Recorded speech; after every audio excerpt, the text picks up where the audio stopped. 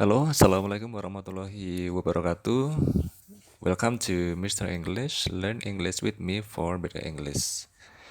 Oke, kawan-kawan semuanya, selamat datang kembali ke YouTube channel Mr. English. Pada video kali ini kita akan belajar tentunya tentang materi grammar atau tata bahasa bahasa Inggris selanjutnya, yaitu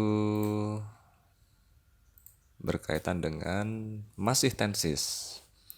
Jadi pada video sebelumnya kita sudah belajar tentang simple present tense, di mana simple present tense itu adalah salah satu jenis tense yang sangat sering digunakan dalam keseharian karena berkaitan dengan fungsinya. Kalau kawan-kawan masih ingat, yaitu salah satunya itu adalah untuk menyatakan suatu kebiasaan keseharian atau daily daily habits atau habitual action. Nah, pada present continuous tense itu ada sedikit perbedaan dari tense sebelumnya, yaitu ada kata continuous di situ, di mana continuous itu artinya adalah berkelanjutan atau bukan berkelanjutan ya, tapi kalau dalam hal ini bisa diartikan seperti sedang berlangsung ya. Dan kadang-kadang di buku tata bahasa Inggris lainnya dinamakan sebagai present progressive.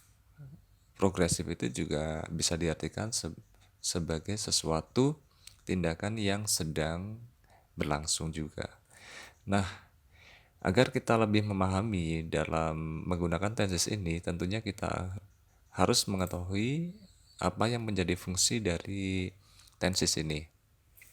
Nah, tenses present continuous tense itu fungsinya adalah untuk mengekspresikan yang pertama adalah an activity that is in progress.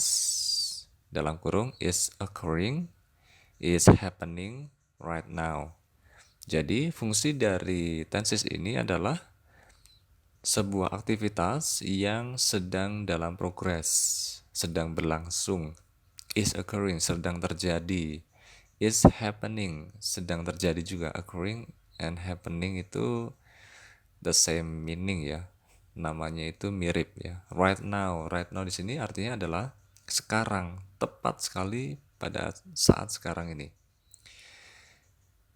Seperti contohnya saat ini saya sedang membuat atau sedang menerangkan, menjelaskan materi bahasa Inggris kepada kawan-kawan. Nah, pada saat saya ngomong aktivitas tersebut, aktivitasnya itu sedang dilakukan. Suatu tindakan yang sedang dilakukan pada saat diucapkan. Nah, itulah arti atau fungsi dari tenses ini. Nah, kita lihat dari gambar di sini. Mulainya itu dari masa sebelum sekarang, kemudian now, lalu finishnya itu di waktu yang akan datang. Jadi, aktivitas ini dimulainya bisa dari sekarang atau sebelum sekarang dan berlangsung terus menerus, dan finishnya itu belum diketahui, belum selesai ya. Finishnya di situ ada tanda tanya, artinya belum selesai, masih berlangsung, masih terjadi, masih dalam progres. Lalu kita lihat selanjutnya contoh ya. Contoh di sini saya berikan dua contoh. Indra can't come to the phone right now because he is taking a shower. Indra tidak dapat datang ke telepon, maksudnya tidak dapat mengangkat telepon ya. Right now because he is, itu di situ mohon maaf itu bukan she tapi he ya. Sedikit koreksi di situ. Indra di situ adalah dia laki-laki, maka yang tepat itu adalah he bukan she ya. Ada kesalahan tulis, mohon maaf. She is taking a shower karena dia sedang mandi. Sekali lagi, Indra can't come to the phone right now because she's taking a shower. He's taking a shower. Indra tidak dapat mengangkat telepon sekarang karena saat teleponnya itu berdering, berbunyi, dia sedang mandi. Nah, sedang is taking.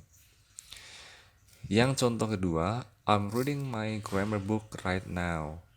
Saya sedang membaca buku grammar saya sekarang ini, tepat sekarang ini. Nah, dalam kalimat yang dinyatakan dalam tesis ini yang menjadi tanda itu adalah kata sedang ya. Itu ditandai dengan kata sedang ya, artinya aktivitas atau perbuatannya itu sedang berlangsung atau dalam progres. Setelah kita melihat contohnya, lalu kita berlanjut ke formula atau rumusnya atau pola dalam membentuk kalimat ini dalam bahasa Inggris. Yang pertama dalam kalimat positif, subject plus to be-nya itu is, am, dan are, plus verb, ing. Verb di situ verb 1 ya, verb 1 plus ing. Lalu kita lihat is itu untuk subjek he, she, dan it. Lalu am subjeknya I, are subjeknya we, you, they. Nah, ini perlu diingat-ingat, jangan sampai tertukar ya. Kalau tertukar ya maka salah dalam penerjemahannya nanti. Contohnya di situ, I'm working now. I'm working now. Saya sedang bekerja sekarang. Nah, kita lihat subjeknya adalah I, am di situ adalah to be-nya, working, work itu adalah kata kerja plus ing, ing ya. Jadi I am working now. Contoh yang kedua, she is cooking in the kitchen. She subjeknya is adalah to be, cook kata kerja bentuk pertama, ing in the kitchen. In the kitchen itu kata keterangan tempat. She is cooking in the kitchen. Dia sedang memasak di dapur. Lalu contoh yang berikutnya, they are watching. They are watching. Mereka sedang menonton. Sedang menonton. Lalu kita berlanjut ke bentuk kalimat negatif. Di sini kalimat negatifnya rumusnya adalah